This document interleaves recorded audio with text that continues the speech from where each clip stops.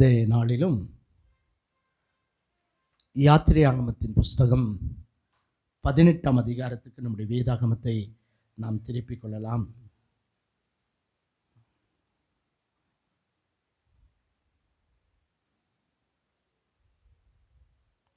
கர்த்தருக்கு மகிமை உண்டாகட்டும். வேதத்திலே அநேக, அதாவது தேவனை குறித்து மாத்திரமல்ல, அநேக மனிதர்களை குறித்தும் இந்த வேத புத்தகத்திலே ஆண்டவர் நமக்கு எழுதி கொடுத்திருக்கிறார். அல்லேலூயா. ஒருவேளை பரிசுத்த வேதாகமத்திலே கடவுளை பற்றி மாற்றம்தான் எழுதப்பட்டிருக்கும் என்று சொல்லி சிலர் நினைக்கலாம். ஆனால் வேதாகமத்திலே அநேக மனிதர்களை பற்றியும் ஆண்டவர் நமக்கு எழுதி கொடுத்திருக்கிறார். கர்த்தருக்கு ஸ்தோத்திரம். ஏன் தெரியுமா? அவர்கள் மூலமாக நாம் கற்றுக்கொள்ள வேண்டிய அநேக பாடங்களை தேவன் அவர்கள் ஜீவியத்திலிருந்து நமக்கு எழுதி தந்திருக்கிறார். கர்த்தருக்கு ஸ்தோத்திரம். ஒருவேளை அவர்களைப் போல நாமும் தேவனுக்காக இந்த உலகத்திலே வாழ வேண்டும் என்பதற்காக நமக்கு எக்ஸாம்பிளாக, அதான் நமக்கு முன்மாதிரியாக அநேக மனிதர்களுடைய வாழ்க்கையின் சரித்திரம் இந்த வேத புத்தகத்திலே தேவன் நமக்கு எழுதி தந்திருக்கிறார். கர்த்தருக்கு ஸ்தோத்திரம். ஒருவேளை நீதிமான்களை பற்றி மாத்திரமல்ல, பாவிகளை பற்றியும் வேதாகமத்தில் ஆண்டவர் எழுதி கொடுத்திருக்கிறார். ஏன்னா அவர்கள் ஆசீர்வாதத்தை இழந்து போனது போல நாம் இழந்து விடாதபடிக்கு, அவர்களுடைய வாழ்க்கை நமக்கு எச்சரிப்பாய் இருக்கும்படிக்கு அநேக மனிதர்களுடைய சரித்திரமும் இந்த வேத புத்தகத்தில் ஆண்டவர் நமக்கு எழுதி கொடுத்திருக்கிறார். கர்த்தருக்கு ஸ்தோத்திரம். அதனால் ரெண்டுமே இருக்குது. நல்லவங்களை பற்றியும் இருக்குது, தீயவர்களை பற்றியும் பைபிளில் இருக்குது. எப்படி, அதாவது அவர்களைப் போல நாம் நல்லவர்களாய் இந்த உலகத்தில் வாழ்வது எப்படி, நாம் நல்லவர்களாய் கர்த்தருக்கு பயந்தவர்களாய் வாழ்வோமானால் நாம் எப்படி ஆசீர்வதிக்கப்படுவோம் என்பதற்கு அவர்கள் நமக்கு ஆதாரங்களாய் காணப்படுகிறார்கள். அதே போல ஒருவேளை சில மனிதர்கள் வழிதவறி போய் தேவனை விட்டு பின்வாங்கி போய் அவர்கள் சபிக்கப்பட்டது போல நாம் சபிக்கப்பட்டு போய்விடக்கூடாது என்பதற்காக சில பாவிகளை குறித்தும் துன்மார்க்கர்களை குறித்தும் வேத புத்தகத்திலே ஆண்டவர் எழுதி கொடுத்திருக்கிறார். கர்த்தருக்கு ஸ்தோத்திரம். ஆகவே இந்த நாளிலும் கூட உங்கள் மத்தியிலே நான் எத்திரோ என்று சொல்லப்படுகிற ஒரு தேவனுடைய மனிதனை குறித்ததான அவருடைய ஜீவியத்திலிருந்து நாம் கற்றுக்கொள்ள வேண்டியதான சத்தியங்களை இந்த நாளில் பரிசுத்த ஆவியானவர் நமக்கு கற்றுக் கொடுக்க விரும்புகிறார். அல்லேலூயா. யாருங்க அவர் பேரு? எத்திரோ. ஆங்கிலத்தில் ஜெத்ரோ என்று சொல்லுவார்கள். எத்திரோ. எத்தனை பேருக்கு எத்திரோவை பற்றி தெரியும்? சொல்லுங்க. தெரிஞ்சவங்க சொல்லலாம். எத்திரோவை பற்றி எத்தனை பேருக்கு தெரியும்? ஃபஸ்ட் கேள்விப்பட்டிருக்கீங்களா? இல்லை. மோசேயுடைய மாமா, சிப்போராளுடைய தகப்பன், மோசேயினுடைய மாமனார், மோசேயின் மனைவியாகிய சிப்போராளுடைய தகப்பன். வேதத்தில் ஒருவேளை சில பகுதிகளில் தான் அதிகமாக அவர்களை குறித்து நாம் யாத்திரையாகமத்தின் புத்தகத்திலே நாம் வாசிக்கின்றோம். அதை விட்டால் எண்ணாகமத்தின் புத்தகத்திலே வாசிக்கின்றோம். அதை விட்டால் நியாயாதிபதிகளிலே வாசிக்கிறோம். சில பகுதிகளில் மாத்திரம்தான் இவர்கள் பெயர் வருகிறது. அவருடைய பெயர் என்ன சொன்னேன்? சொல்லுங்கள், எல்லாரும் சொல்லுங்கள். எத்திரோ. நல்லா ஞாபகத்தில் வச்சுங்க. எத்திரோ. இவர் யாருன்னு சொன்ன? மோசேயுடைய மாமன். ஸோ இவர் எந்த தேசத்தில் இருந்தார் என்று சொல்லி நான் வாசிக்கும்போது வேதம் சொல்லுகிறது மீதியான் தேசத்திலே வாழ்ந்தவர். எந்த தேசத்தில்? மீதியான் தேசத்திலே வாழ்ந்தவர். ஒருவேளை இஸ்ரவேல் மக்கள் கானான் தேசத்தில் வாழ்ந்தார்கள். சில காலம் 400 வருஷம் எகிப்தில் அடிமைகளாக இருந்தார்கள். ஆனால் இந்த எத்திரோ என்று சொல்லப்படுகிற இவர் இஸ்ரவேல் தேசத்தில் அல்லாத ஒரு மீதியான் தேசத்தில் அவர் வாழ்ந்து கொண்டிருக்கிறார். ஸோ நம்ம அவரை குறித்து வேதம் சொல்லுகிறது, அவர் என்ன பொசிஷனில் இருந்தார்னா, அவர் ஆசாரியன். அந்த நாட்களில் என்னவா இருந்தாரா? மீதியானியரில் அவர் ஆசாரியனாய் இருந்தார். கர்த்தருக்கு ஸ்தோத்திரம். இப்படி இவருடைய ஜீவியத்தை குறித்த அநேக காரியங்களை வேத புத்தகத்திலே நாம் வாசிக்க முடிகிறது. கர்த்தருடைய நாமம் மகிமைப்படுவதாக. இந்த எத்திரோ என்று சொன்னால் அதுக்கு என்ன அர்த்தம் அப்படின்னு சொன்னால், மிகுந்த கனத்துக்குரியவன் என்று பொருள். என்ன அர்த்தமா? மிகுந்த கனத்துக்குரியவன். அதோடு மாத்திரல்ல, நிறைவுள்ளவன், பரிபூரணமானவன், பூரணமானவன், இப்படி அநேக அர்த்தங்களை உடையதுதான் இந்த எத்திரோ என்கிற பெயர். நிறைவுள்ளவன், பூரணமானவன், மிகுந்த கனத்துக்குரியவன். பாருங்க, ஒருவேளை புறஜாதி தேசத்திலே வாழ்ந்தாலும் இந்த மனிதன் எப்படி இருந்தாராம்? மிகுந்த கனத்துக்குரிய ஒரு மனிதனாய், பூரணமான ஒரு மனிதனாய், நிறைவுள்ள ஒரு மனிதனாய் இந்த மனிதன் காணப்பட்டார். கர்த்தருக்கு ஸ்தோத்திரம். எத்திரோனா என்ன சொன்னேன்? நிறைவுள்ளவன், பூரணமானவன், மிகுந்த கனத்துக்குரியவன். அவருக்கு இன்னொரு பேரும் வேதத்தில் சொல்லப்பட்டிருக்கு, ரெகுவேல். இன்னொரு பேர் என்னது? ரெகுவேல். ரெகுவேல் என்று சொன்னால் அதாவது தேவனுடைய சிநேகிதன் என்ற அர்த்தம். ரெகுவேல் என்று சொன்னால் என்ன அர்த்தம்? அதுக்கு தேவனுடைய சிநேகிதன். Praise the Lord, hallelujah. Friend of God.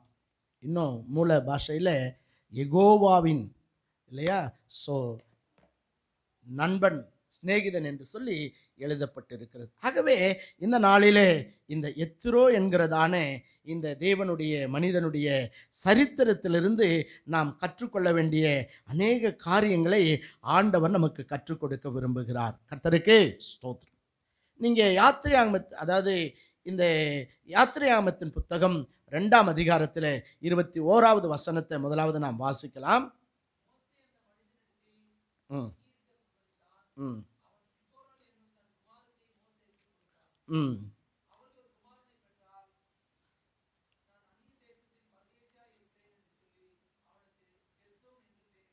Price the Lord, அல்லேலூயா.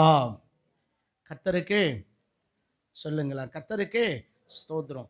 இந்த 2ஆம் அதிகாரத்தில் நீங்கள் யாத்திரையாகமத்தின் புத்தகம் 2ஆம் அதிகாரத்திலே நாம் வாசித்தோம். அங்கே நீங்கள் இந்த 20, 21 வசனங்களை நாம் வாசிக்கும்போது அங்கே முதலாவதாக வேதத்தில் இவருடைய பெயரை நாம் அந்த இடத்துல நாம் வாசிக்கின்றோம்.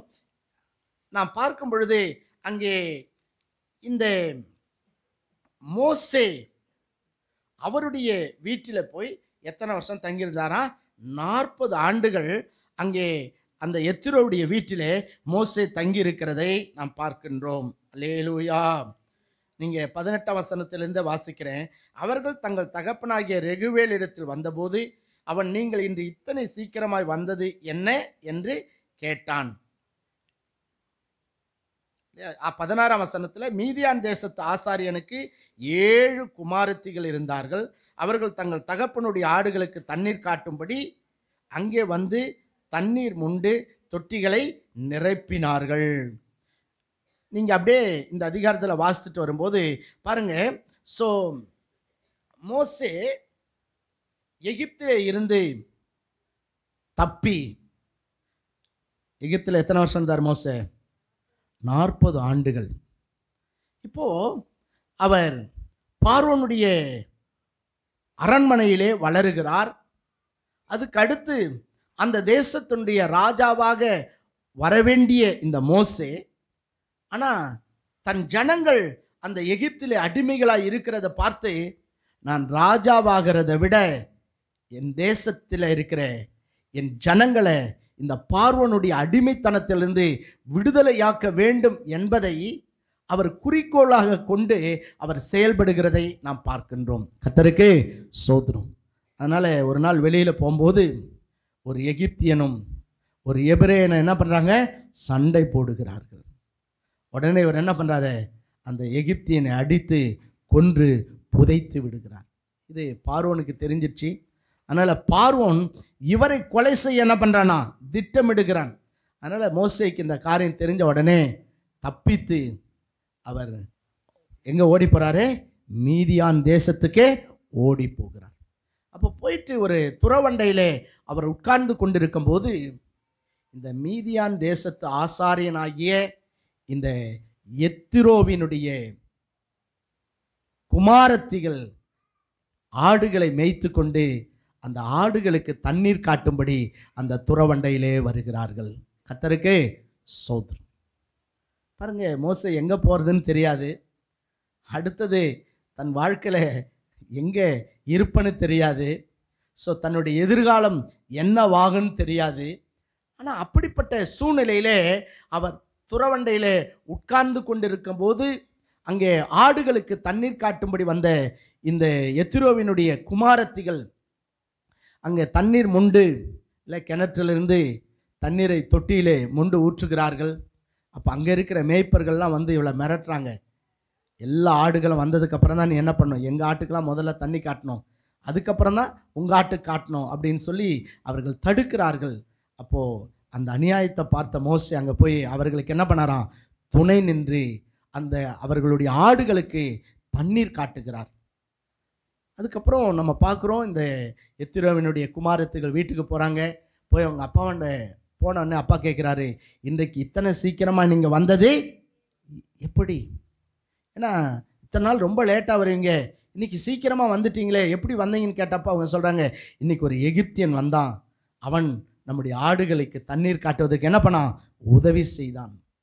அப்போது இந்த எத்திரோ கேட்குறாரு, அவனை ஏன் விட்டுட்டு வந்தீங்க, அவனை நம்முடைய வீட்டுக்கு அழைத்து வந்திருக்கலாமே. நீங்கள் பாருங்களேன், அந்த வசனத்தில் நம்ம வாசிக்கும்போது ம் ம் ம்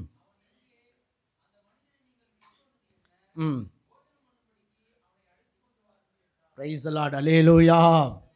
அவர் சொல்கிறாரு, அவ்வளோ பெரிய நன்மை உங்களுக்கு செஞ்சிருக்கான், அவனை நீங்கள் என்ன பண்ணிட்டீங்க, விட்டு விட்டு வந்து விட்டீர்களே, அந்த மனிதனை நீங்கள் அழைத்து கொண்டு வந்திருக்கலாமே, அவனுக்கு நம்ம என்ன பண்ணியிருக்கலாம், போஜனம் கொடுத்திருக்கலாமே, இவ்வளவு நன்மை செய்த அவனை நீங்கள் ஏன் விட்டு விட்டு வந்தீர்கள் என்று சொல்லி அங்கே எத்திரோ அந்த பிள்ளைகளிடத்தில் அவர் சொல்லுகிறதை நாம் பார்க்கின்றோம். கர்த்தருக்கு ஸ்தோத்திரம். ஒருவேளை யோசிச்சு பாருங்க, எத்திரோவினுடைய முதல் கேரக்டரை இந்த இடத்துல நாம் பார்க்கின்றோம். தன் பிள்ளைகள் ஆடு மேய்த்த போது அந்த ஆடுகளுக்கு தண்ணீர் காட்ட உதவின அந்த மனிதனுக்கு நன்மை செய்ய வேண்டும் என்று சொல்லி பாருங்க, தன் பிள்ளைகள் இடத்துல சொல்றாரு, ஏன் விட்டு விட்டு வந்தீர்கள், நீங்க போய் அந்த மனிதனை மறுபடியும் என்ன பண்ணுங்க, கூட்டி கொண்டு வாருங்கள். அடுத்த வசனத்தில் வாசிங்க. ம் ம் பிரைஸ் தி லார்ட், அல்லேலூயா. கர்த்தருக்கே சொல்லுங்களேன், கர்த்தருக்கே ஸ்தோத்திரம். அப்போது இந்த பிள்ளைங்க போய் மறுபடியும் இந்த மோசே என்ன பண்ணுறாங்க, தன்னுடைய வீட்டுக்கே அழைத்து கொண்டு வருகிறார்கள். வந்த உடனே அந்த எத்திரோ மோசேயின் இடத்துல விசாரிச்சிருப்பாரா, விசாரிச்சிருக்க மாட்டாரா, நீ யாரு, நீ எங்கே இருந்து வந்த, ஏன் தனியாக வந்திருக்க, உனக்கு என்ன பிரச்சனை, ஸோ இப்படி எல்லாவற்றையும் அவர் விசாரித்து அவருக்கு என்ன பண்ணார், போஜனம் கொடுத்தார். போஜனம் கொடுத்தது மாத்திரம் இல்லை, அடுத்து சொல்கிறாரு, மோசே நீ என் வீட்லேயே என்ன பண்ணிடு, தங்கிவிடு. கர்த்தருக்கே ஸ்தோத்திரம்.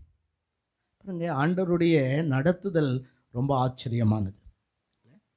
கர்த்தர் தம்முடைய பிள்ளைகளை அவர் நாம் அறியாத பாதைகளிலே அவர் நம்மை அதிசயமாய் நடத்துகிற கர்த்தர். அல்லேலூயா. மோசேக்கு அடுத்தது எங்கே போவோம், எங்கே தங்கி இருப்போம், நம்ம உயிர் பிழைப்போமா சாவமா ஒன்றுமே தெரியாது. ஆனால் ஆண்டவர் இந்த மோசேயை அற்புதமாய் நடத்துகிறதை நாம் பார்க்கிறோம். இந்த எத்திரோ மோசேக்கு நன்மை செய்யும்படிக்கு கர்த்தர் அவனுடைய இருதயத்தில் கிரியை செய்து பாருங்க, எத்திரோ தன்னுடைய வீட்டிலே அவருக்கு போஜனம் கொடுத்து தன்னுடைய வீட்டிலே 40 ஆண்டு காலங்கள் இந்த மோசே என்ன பண்ணாராம், தங்க வைத்தார். அல்லேலூயா. ஒரு நன்றி உள்ளம், அதாவது நன்றி உணர்வுள்ள ஒரு மனிதன் இந்த எத்திரோ. அவன் யாரோ என் பிள்ளைங்களுக்கு உதவி செஞ்சான், அவன் போயிட்டு போட்டோம் அப்படின்னு இல்லை. அந்த பிள்ளைங்க சொல்கிறாங்க, எகிப்தியன் ஒருவன் எங்களுக்கு என்ன பண்ணா, உதவி செய்தான். சொல்றாரு, நீங்க ஏன் விட்டு வந்தீங்க? அவனை போய் என்ன பண்ணுங்க, அழைத்து கொண்டு வாருங்கள். எதுக்காக அழைச்சிட்டு வர சொன்னாரு? அவருக்கு சாப்பாடு கொடுக்கும்படி. ஆனா மோசே வந்ததுக்கு அப்புறம் அவரை குறித்த காரியங்களை விசாரிக்கிறார். விசாரிச்சதுக்கு அப்புறம், ஓ, இவன் எகிப்தியன் அல்ல, இவன் யாரு? எபிரேயன். பிரைஸ் தி லார்ட், அல்லேலூயா. இவருக்கு இன்னும் அவர் மேலே அன்பு உண்டாகிறது. ஒருவேளை அவருடைய காரியங்கள் எல்லாம் விசாரித்த போது இவருக்கு அவர் மேலே மிகுந்த கரிசனை உண்டானது. பாருங்க, மோசே என்ற சொல்ல, நீ பயப்படாத மோசே, என் வீட்டில் என்ன பண்ணிக்கோ, தங்கிக்கோ, என் ஆடுகளை நீ என்ன பண்ண, மேய். ஆமாம், நான் உனக்கு அடைக்கலமாய், நான் உனக்கு பாதுகாப்பாய், நான் உனக்கு ஆதரவாய் இருப்பேன், நீ என்னிடத்துல நீ தங்கிவிடு என்று சொல்லி அந்த மோசேயை தன்னுடைய வீட்டிலே அவர் தங்க வைக்கிறார். கர்த்தருக்கு ஸ்தோத்திரம். நீங்கள் யோசித்து பார்க்கணும், மோசே ஒரு எபிரேயன், ஒரு யூதன். ஆனால் இவனும் மீதியான் தேசம்ன்றது ஒரு புறஜாதி தேசம். அந்த தேசத்தில் போய் ஒரு புறஜாதியானுடைய வீட்டிலே ஒரு எபிரேயன் தங்குவது என்பது கூடாத காரியம். ஆனால் இந்த மோசே அவருடைய வீட்டிலே தங்குகிறார். காரணம் என்ன அப்படின்னு நீங்கள் யோசித்து பார்த்தீங்கன்னா, வேதம் சொல்லுகிறது, இந்த எத்திரோ யார் அப்படின்னா, ஆதியாகமத்தின் புத்தகம் 25ஆம் அதிகாரத்தில் 1-2 வசனங்களை நாம் வாசிக்கலாம்.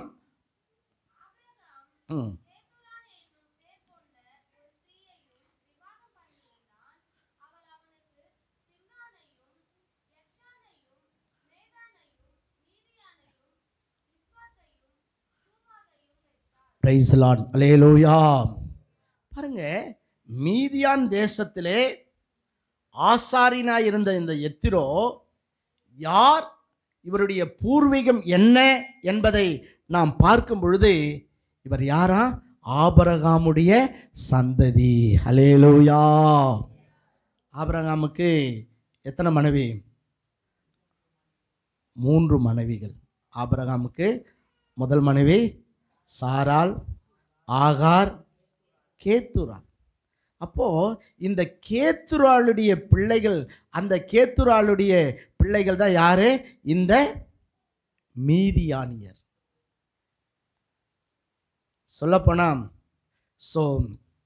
ஆபிரகாமுடைய சந்ததியிலே வந்தவர்கள்.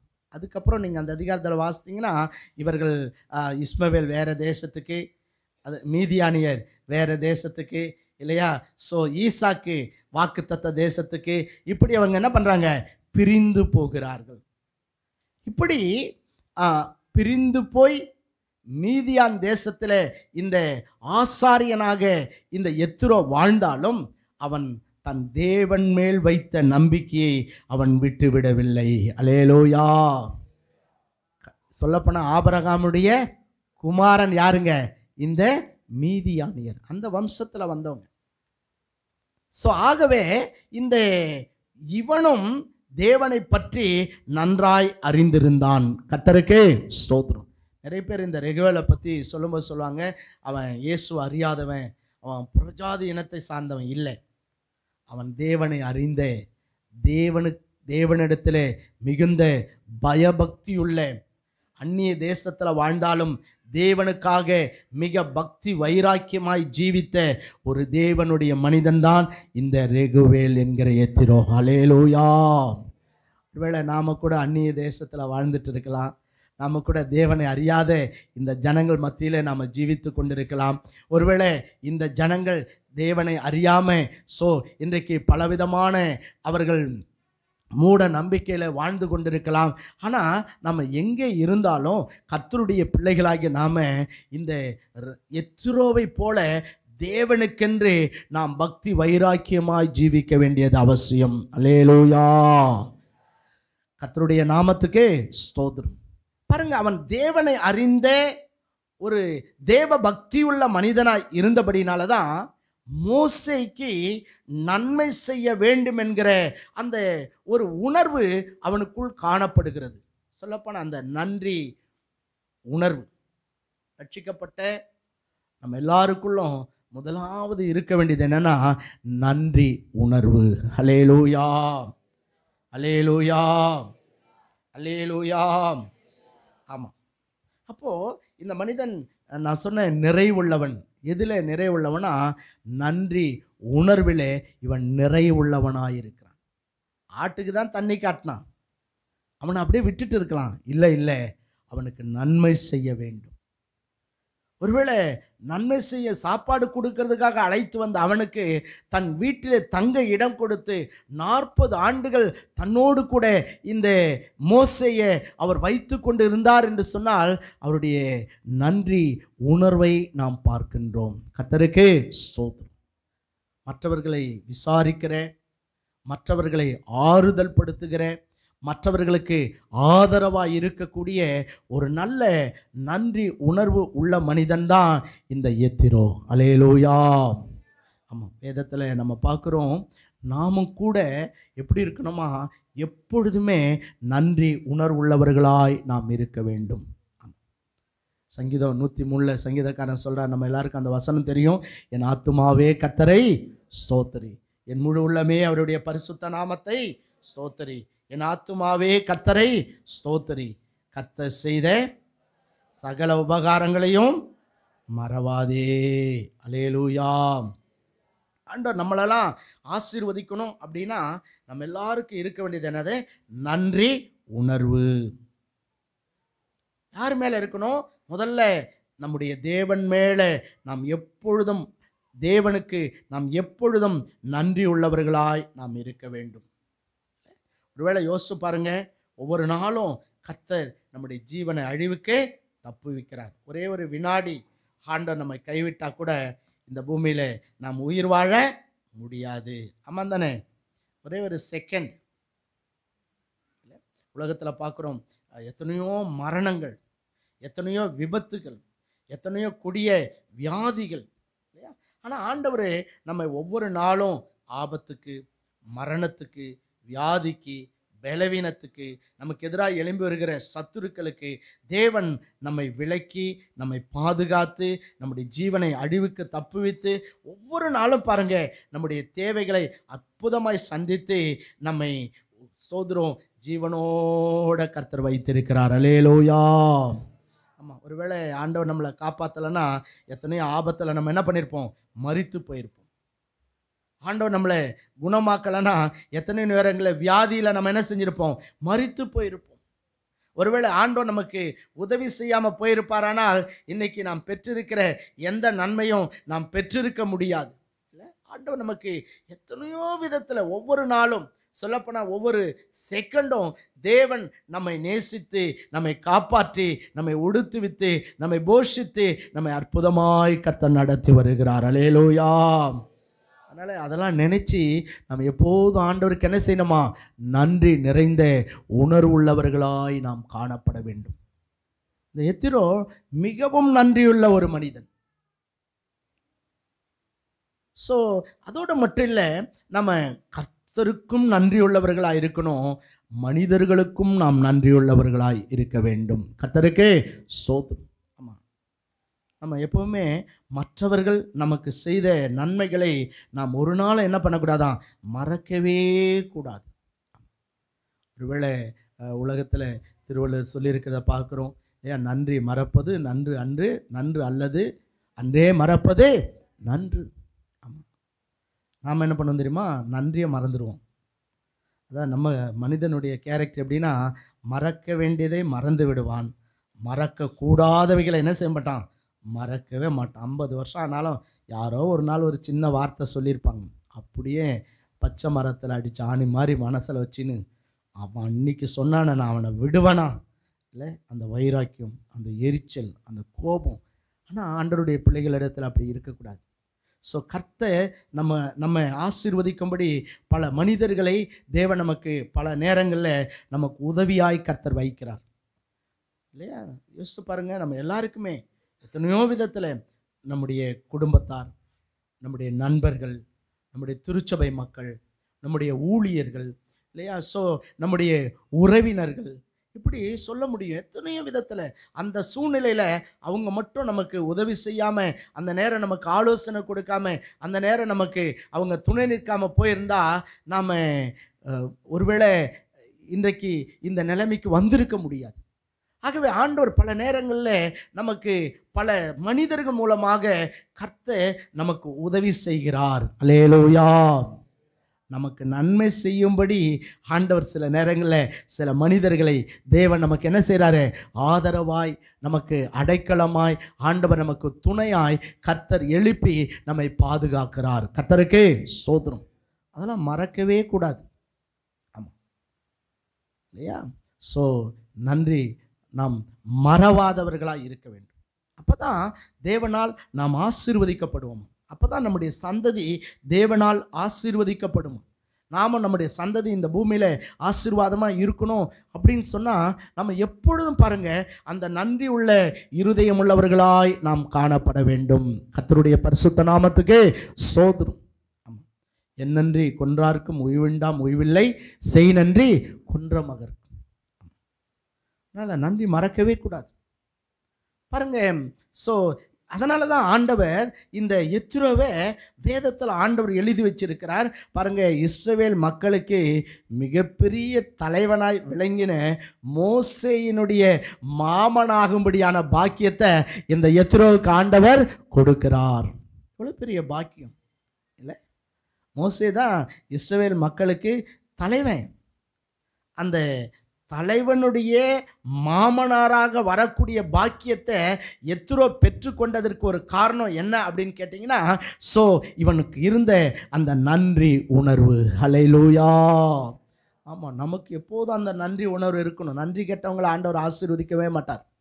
ஆமாம். ஸோ அவர் நன்றியுள்ளவனாக இருந்ததுனால தான் மோசேயினுடைய மாமனாகும்படி அந்த மிகப்பெரிய பாக்கியத்தை அவர் பெற்றுக்கொள்ளுகிறார். கர்த்தருக்கு ஸ்தோத்திரம். அதனால் நம்ம ஒருவேளை உலகத்தில் குரல் சொல்லுகிறது போல, காலத்தால் செய்த நன்றி சிறிதெனினும் ஞாலத்தின் மான பெரிது இல்லையா? ஸோ அந்த சூழ்நிலையில் மோசேக்கு அவர் செஞ்சது ஒரு சின்ன உதவி தான். ஆனால் அது பாருங்கள், பின்னாட்களில் அந்த எத்ரோவுக்கு எத்தனையோ விதத்தில் அது ஆசீர்வாதமாய் மாறினதை நாம் பார்க்கின்றோம். கர்த்தருக்கே ஸ்தோத்திரம். அதனால் நம்ம நன்றி மறவாதவர்களாய் காணப்பட வேண்டும். நன்றி உணர்வுள்ள இருதயம் உள்ளவர்களாய் நாம் காணப்பட வேண்டும். கர்த்தருடைய பரிசுத்த நாமத்துக்கு ஸ்தோத்திரம்.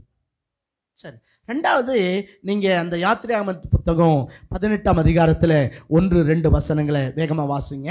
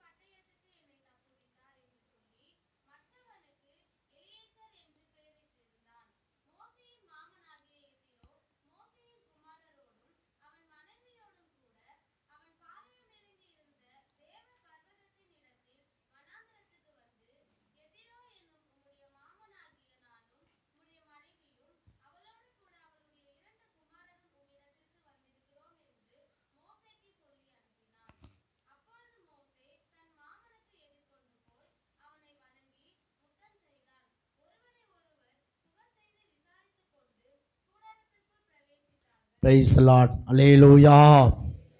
இங்கே பார்க்குறோம், மோசே 40 வருஷம் அந்த எத்ரோவுடைய வீட்டில் இருந்து, அதுக்கப்புறம் கர்த்தர் மோசேக்கு வனாந்தரத்தில் ஆண்டவர் தரிசனமாகி, நீ எகிப்து தேசத்துக்கு போ, என் ஜனங்களை அங்கே இருந்து நீ விடுதலையாக்க வேண்டும் என்று சொல்லி, இப்போ மோசேயே பாருங்க, 80 வயதுள்ள அந்த மோசேவை இப்போ கர்த்தர் எங்கே அனுப்புனார்?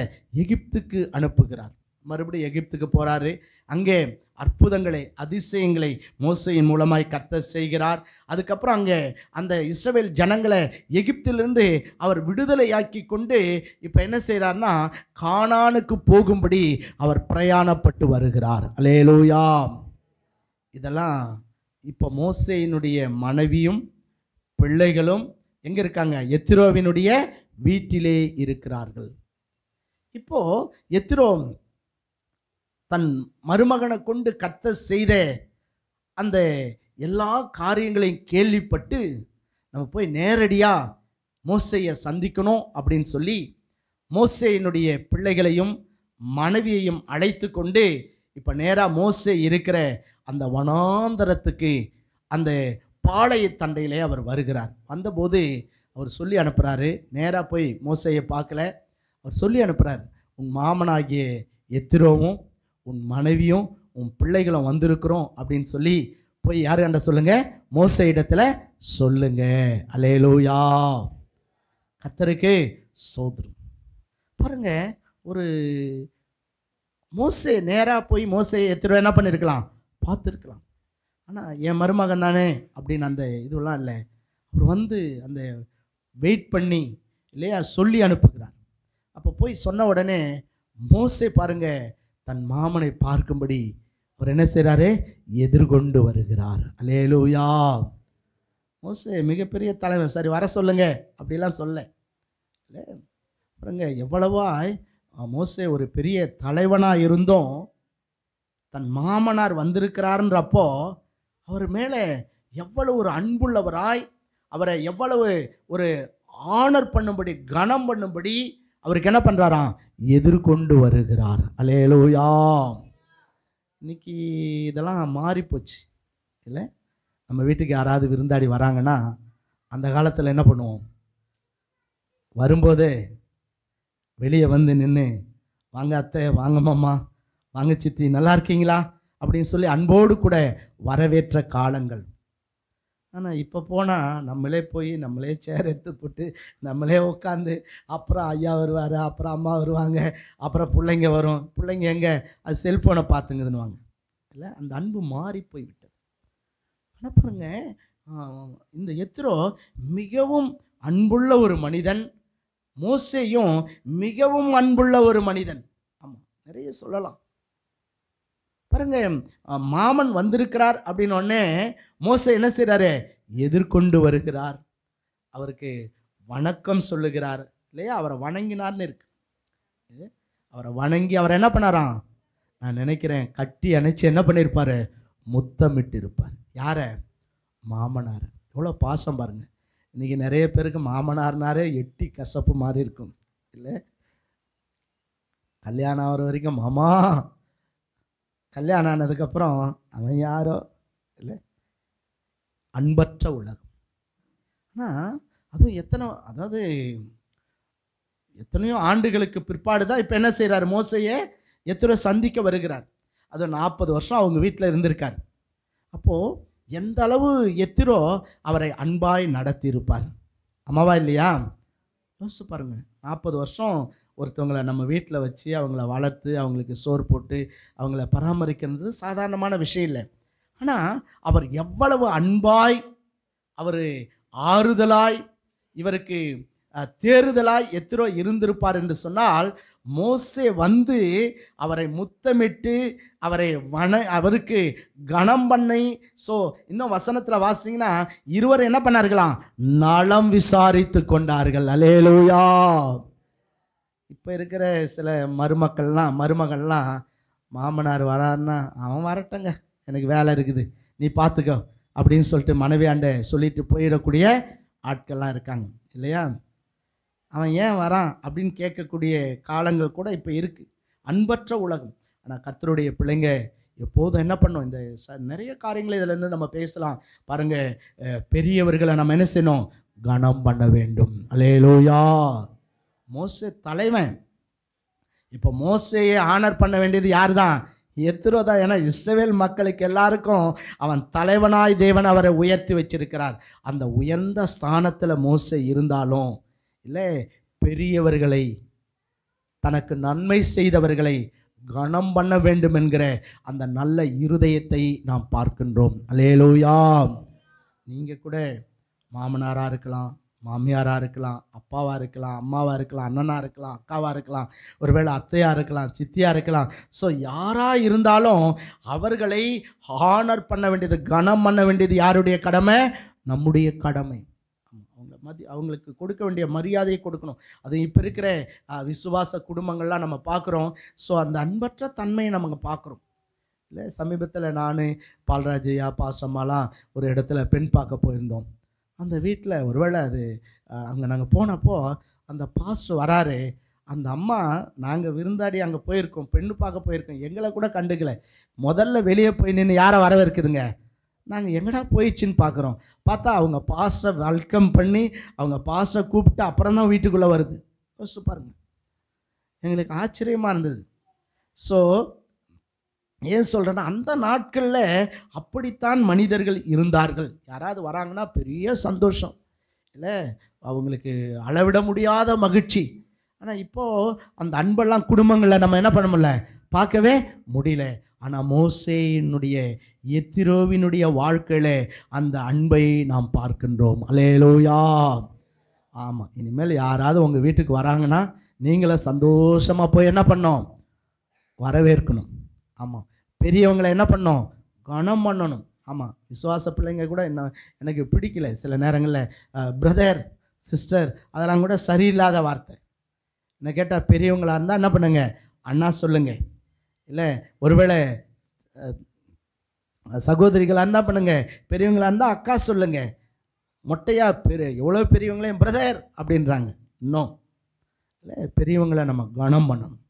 இல்லையா, உங்களை விட வயதில் ஒரு நாள் மூத்தவங்களாக இருந்தால் கூட அவங்கள என்ன பண்ணணும், ஆனர் பண்ணணும். ஏன்னா நீங்கள் ஆசீர்வாதமாக இருக்கணும் அப்படின்னா, நீங்கள் தேவனால் உயர்த்தப்படணும் அப்படின்னா, பெரியவர்களுடைய ஆசீர் உங்களுக்கு தேவை. அல்லேலூயா.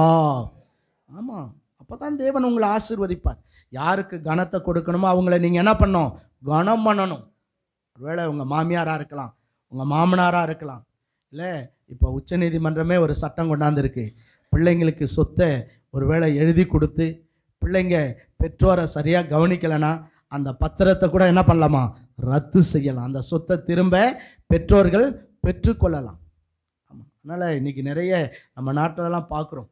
ஸோ அதனால் நீங்கள் பெரியவர்களை, உங்களுக்கு கொடுத்த மாமனாரை, மாமியாரை, உங்களுக்கு கொடுத்த அண்ணனை, அக்காவை, தங்கச்சியை, ஸோ உங்களுக்கு கொடுத்த உறவுகளை, உங்களுக்கு கொடுத்த ஆவிக்குரிய போதகர்களை, உங்களுக்கு கொடுத்த ஆவிக்குரிய திருச்சபை சகோதர சகோதரிகளை நீங்கள் கனம் பண்ணுகிறவளாய் காணப்பட வேண்டும். அல்லேலூயா. எத்ரோ மிகப்பெரிய நல்ல பாடங்களை இந்த எத்ரோடைய வாழ்க்கையிலிருந்து நாம் கற்றுக்கொள்ள முடியும். அதனால் நன்றி நிறைந்த ஒரு மனிதன். ரெண்டாவது, அன்பு நிறைந்த ஒரு மனிதன். அல்லேலூயா. வேதம் சொல்லுது, அன்பில்லாதவன் தேவனை என்ன பண்ண முடியாதான், காண முடியாதான். கண்ட சகோதரனிடத்தில் அன்பு கூறலனா காணாத தேவனிடத்தில் நீ எப்படி அன்பு கூறுவாய்?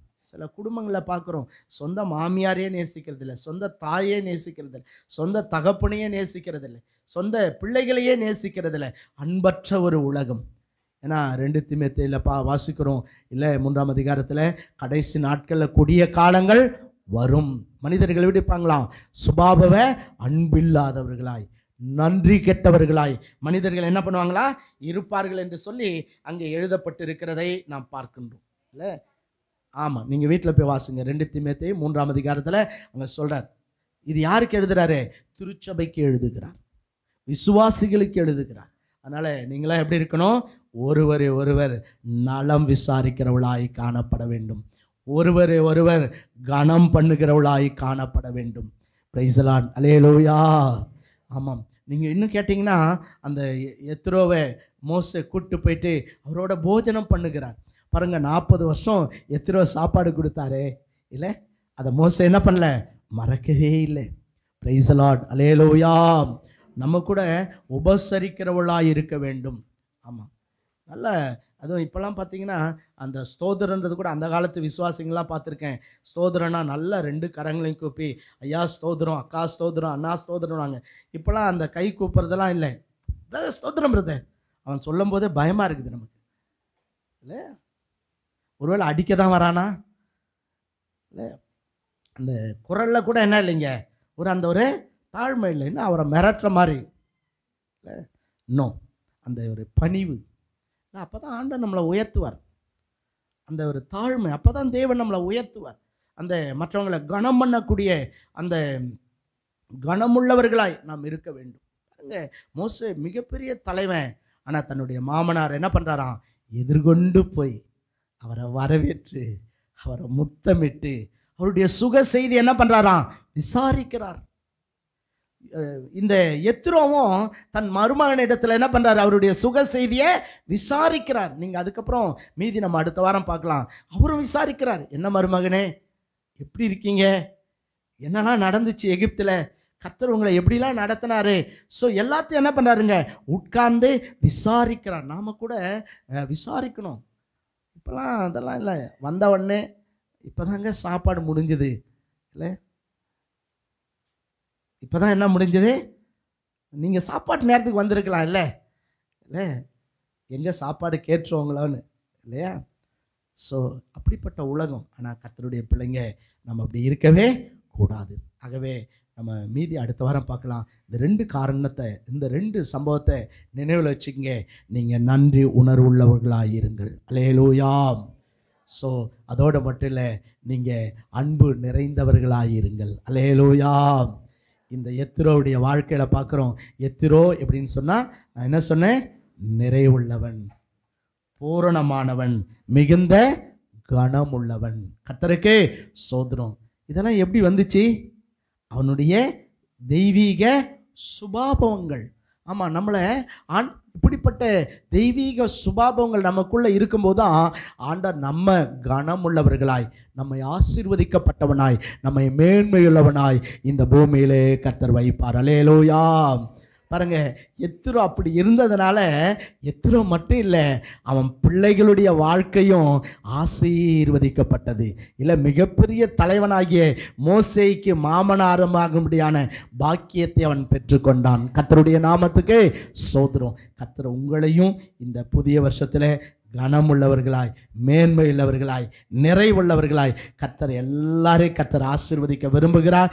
நாமும் இப்படிப்பட்ட திவ்ய சுபாவம் உள்ளவர்களாய் மாற நாம் அர்ப்பணித்துக் கொள்வோம்.